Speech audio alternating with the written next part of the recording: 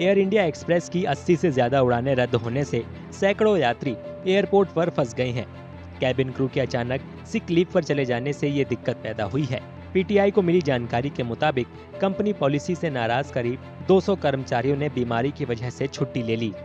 Airlines expert लोगों का कहना है कि ये हालात एयर इंडिया एक्सप्रेस और एयर एशिया के विलय से पैदा हुए हैं। Now this merger has taken place in a seamless manner. So a proper orientation was given to the staff before the merger. All the systems were made in place. All the salary scales and everything was matched, and then the merger takes place. When these things don't happen, there is a conflict.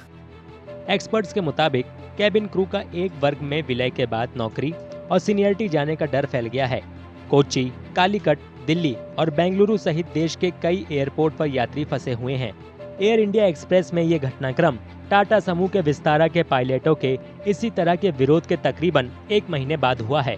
You see, as far as Air India itself is concerned, with the management of Tatas, I think it's a very, very professional management, and we have nothing to worry as far as Air India is concerned. As far as Vistara was concerned, I think it was 1 or 2 days matter, and the things have been sorted out. मार्च के अंतिम हफ्ते में शुरू हुए गर्मी के मौसम के दौरान air India express 360 daily flight की सर्विस दे रहा है। एयरलाइन की तरफ से जारी एक बयान में कहा गया है कि वे कैबिन क्रू सदस्यों के बीमारी की रिपोर्ट करने की वजह को समझने के लिए बातचीत कर रही है और उड़ान रद्द होने के लिए यात्रियों से माफी भी मांगती है।